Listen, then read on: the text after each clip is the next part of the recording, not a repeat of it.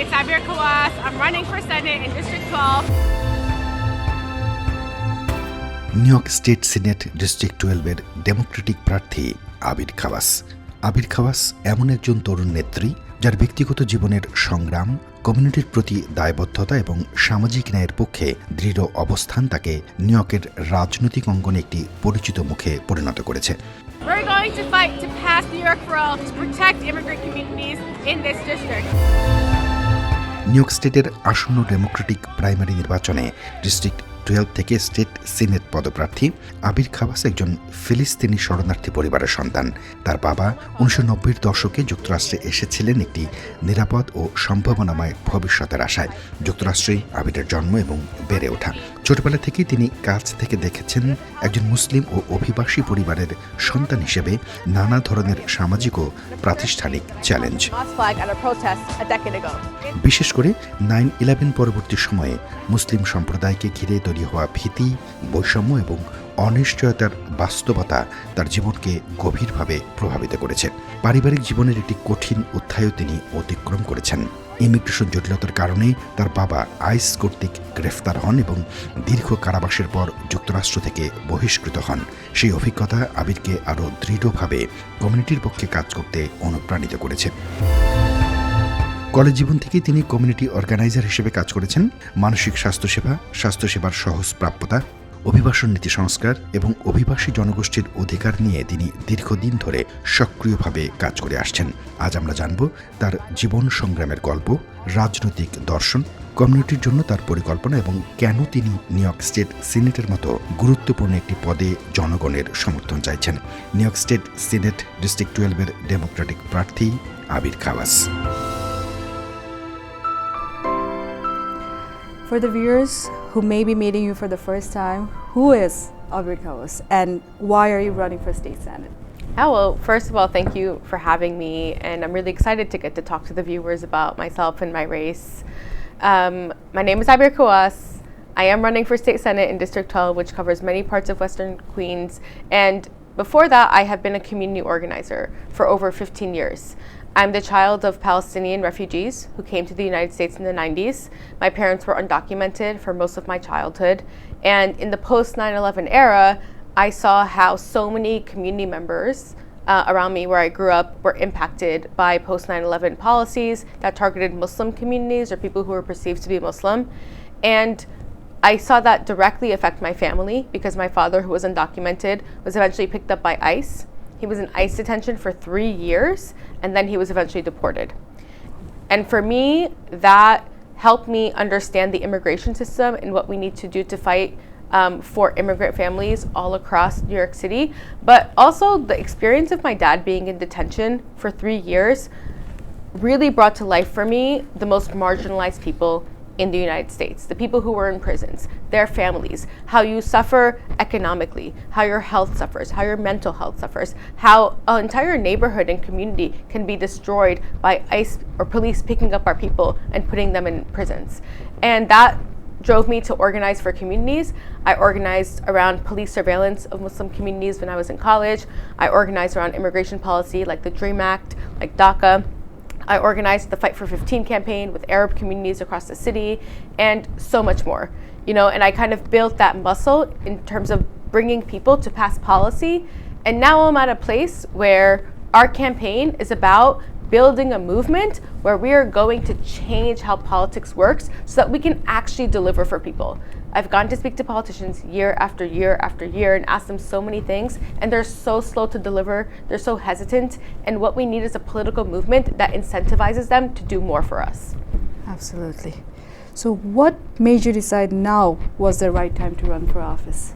Yeah, like I said, I was always organizing. I hadn't thought to run for office before. I was very comfortable being the person who went to bring people to speak to politicians. Yeah.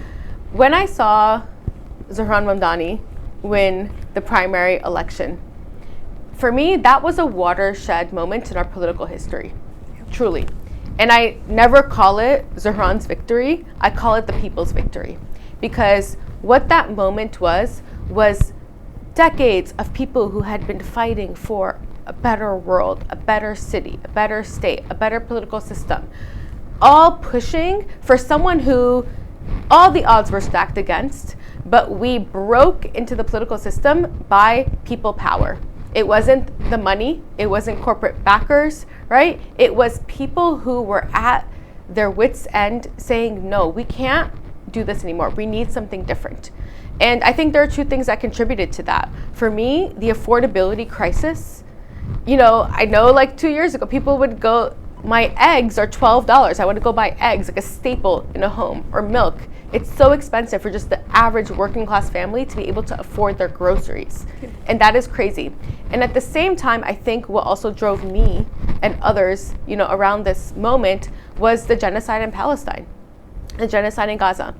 I'm Palestinian, but I want to say, even if I wasn't Palestinian, to see the worst moral atrocity that could ever happen to human beings happen for over 2 years, live streamed on our phones, where politicians could have stepped in, people could have said something, people should have done everything they could to stop this from happening, and we had politicians from the congressional to the local level not say a word. To me, that signified that politics is not about people. Right? Because if you were someone who was fighting for people, you would say something about the worst thing that can happen for people. And if we allow the worst thing ever to happen to people in Gaza, that means that you may allow something to happen to immigrant communities. That means you will allow something to happen to poor communities, right? And we don't need that anymore. We need fighters. We need courageous people. We need people who are bold, who are going to stand up for justice and bring it to the political spectrum and fight for it there. Speaking of being afraid to speak up, many immigrants are afraid to seek services because of uncertainty around immigration enforcement. What would you say to those families? I would say to them that I completely understand what you're going through, and this is why we're running this campaign. There are some things that are coming up in the next year that are going to be so important. For example, census data. I know that there's so many communities here who want to be represented properly in the census, because the census will inform how many public resources, how much funding we get for our communities, all of that. And yet, if someone came and knocked on your door, most of our families who may be undocumented or may have faced stigma for being here would be like, who's knocking on my door, right? They'd be afraid. And I think there is a barrier for immigrant communities when ICE is attacking us and we are at a place where we are hiding, right? When we are afraid of being put into detention or being deported or having our citizenship taken away. I mean, we have right-wing politicians saying that people who are born here to undocumented people should be deported, right? Yeah. When we live in fear like that, it makes it harder for us to ask for more. Yeah. It makes it harder for us to demand what we deserve. And immigrant communities need so many resources. We need language access. We need funding for our communities. We need safer environments to live in. We need work permits. We need our workers to be treated better because they get treated poorly, because they may not have the proper papers or may not speak English correctly. There's so much to fight for, and we need to fight for things instead of fighting against things. And so what I want to say to immigrant communities is that I come from a movement where we understand where you're coming from, we understand your struggles, and we're going to fight to change the political system to benefit you. Because this entire political system is built scapegoating immigrant communities and blaming them for the problems that are actually the problems that are caused by corrupt billionaires, corrupt corporations, people who are taking all this money, creating an inequality balance between our society, and we are living in a political atmosphere where people are blaming each other rather than blaming the people who are causing it to happen. That's so true. You're right. New York is one of the most diverse places in the world. Why is representation so important in government? No, this is one of the things that is so important to our campaign. It's the crux of what we talk about. Our motto for our campaign is we're fighting for the world in the world's borough. Yeah. We're here in Queens. We're in Jackson Heights. We're in one of the most diverse places in the world. And what I think is really important for everyone to understand is that people are connected to what is happening globally. In fact, the reason that we're here is connected to what is happening globally. Yeah. And people care about the fight that is happening for our neighborhoods here. And that fight for us to have a better life here should not come at the expense of hurting other people. I use this example a lot because there's a beautiful Bangladeshi community here in our district and in Queens. Just a few months ago in Bangladesh, there were university students who couldn't go to university. Remember this. And they couldn't go to university because there was an energy crisis in Bangladesh. And the energy crisis was caused by the war in Iran. The war in Iran, right, is happening because our politicians, instead of fighting for affordability for people here, instead of fighting for people to have better housing, better healthcare, better education, are choosing to promote unjust wars that cost almost $1 billion a day, that are killing children across the globe and causing energy crises. And when a university student, right, when someone in Bangladesh can't go to university, right, maybe they're going to struggle economically there. If they're able to come here, many people immigrate here, right, for economic opportunity. It's because they can't survive in their own homelands. Yeah. We know there's other things happening in places like Bangladesh. There's a climate disaster. It's so hot there. It's so humid. There's traffic. Like, there's so many issues that make people's lives hard there. They come here, right, for refuge, for economic opportunity, for a better life for their children, and then they come here and they're treated poorly. Right? They're undocumented, they fear ICE, they're working jobs where they're not getting paid enough, their children are having, struggling in school because they can't read, and have language access in their schools so that they can support their children. This is a cycle, and we're connected. And I think that is something really important to bring in to politics, because it means that we're fighting for human rights at the most base level. That when I'm saying I care about immigrants here, when I'm saying I care about poor people here, working class communities, Black, Latino communities here, I really mean it, because I also want to end the forces of destruction that are causing them to come here and struggle. Yeah. I want to make their lives better here. I'm not kicking them out, right, like these politicians want to do. Our right-wing fascist government wants to kick out immigrants and continue to cause destruction and reasons for them to need to leave their homelands. We need to break this cycle, and I think that the politics I'm talking about is representative of the people in my community. I think that everybody who lives here, right, they want a better life for themselves here. They want a better life for people across the world. Absolutely. As you know, the Bangladeshi community has grown tremendously in New York and contributes to every sector of our city. How do you plan to engage with and represent our community? I feel so lucky to have a large Bangladeshi community in our district here in Queens, parts of Woodside, Elmhurst, Jackson Heights, Astoria, where there's such a large Bangladeshi community here, because I've been connected to them since I was a child. Whether that was, when we were like fighting against surveillance or post 9/11 policy or the Muslim ban, like I've always felt really connected to this community. And what I think is really beautiful about the Bangladeshi community is that they have been able to establish themselves here and build political power. And we saw that in the last election, the mayoral election, that the Bangladeshi community came out in such unprecedented ways and really showed that they had political power in this city.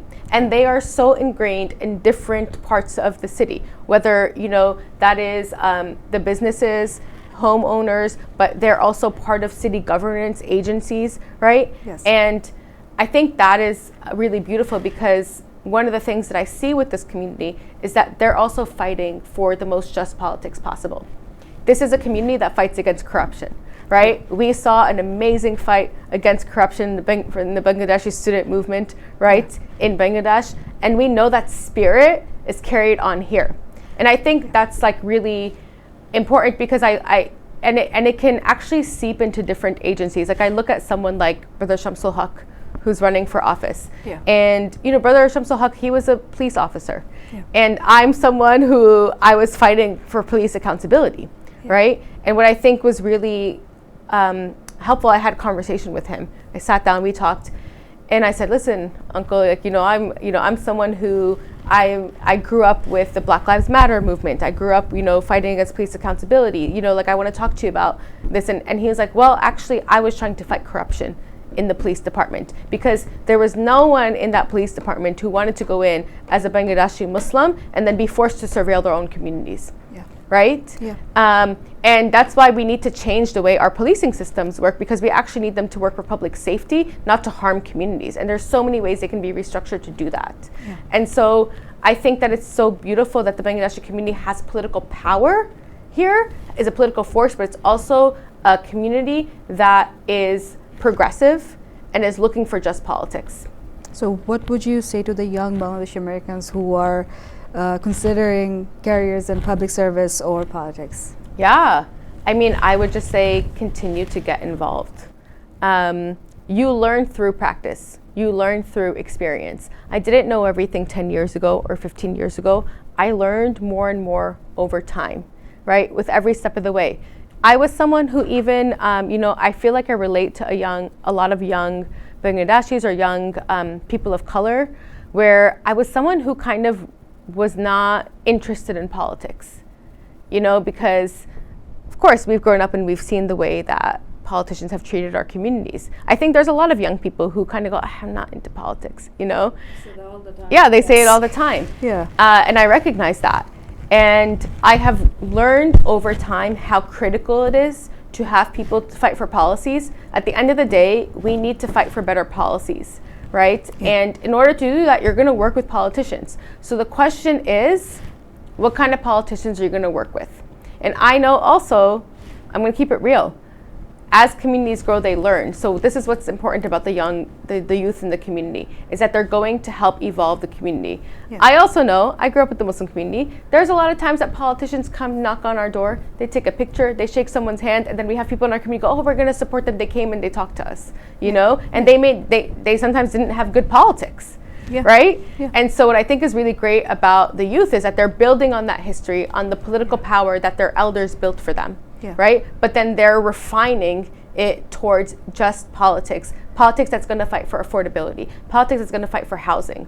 Yeah. And lastly, I will say, I've talked to a lot of Bangladeshi homeowners or business owners, Yeah. and sometimes they, I think it's really interesting because they sit at this kind of crux, they're so excited about Zahran Mamdani and his vision and the affordability agenda he's fighting for. And also they're like, well, I don't know how homeowners are gonna benefit from tax the rich or business owners. And I always say, uncle, when we say tax the rich, we're not saying tax your business. We wanna tax corporations, Right. And I think it's actually really helpful for also a growing middle class, right? To start to think about the affordability agenda as something that's gonna make their lives better, not worse. Yeah. Because there is such an inequality. We have an inequality where we have people who are millionaires and billionaires and people who can barely afford their rent, right? And so the people in the middle, right, they are also going to be part of helping to evolve that politics, because if your worker can afford healthcare,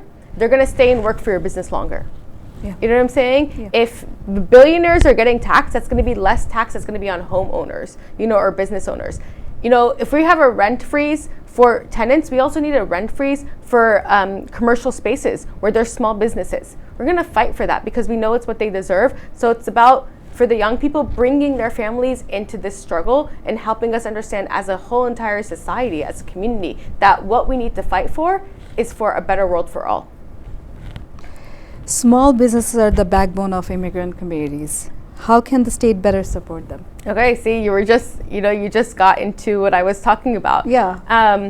And like I said, it's really funny. I talk to small business owners all the time. Yeah. And sometimes they're like, oh, no, I don't think this is gonna help us. And I go no, of course it is, right? Because why do small businesses close a lot of the time? A lot of time in our own neighborhoods where we've been for so many years, right? They are not able to pay the rent prices as the prices go up for their own business, right? So they're paying for storefronts that are so expensive. And so when I say, hey, actually, we need to make your rent more affordable, right? We need a commercial rent freeze, because most of the times the building that you're renting in is owned by a conglomerate, right? Or owned by a corporation, right? So it's we want to fight for you to be able to afford your rent so that you can keep your business going. Also, the things that we're fighting for: a better transit system, a better health system, right, where people can have free health care. That all benefits small business owners. That all benefits workers. When your workers have better lives, they're going to run your business better, right? They're going to do a better job working. You're going to be able to build and sustain in a better way. You want the people who work for you to feel like they have dignity, right? And they're going to get dignity by being able to afford their transit, afford their rent, right? And we want to fight for better labor laws.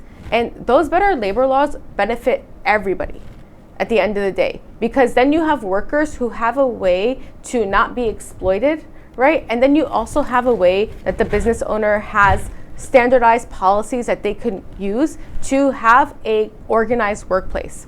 So we want to fight for business owners. We want to fight for them to be able to stay where they opened up their business 10 years ago. We want them to be able to keep their business in the community and not get pushed out of the community that they build in. And you know, last thing you say is like, you talked about community with me earlier.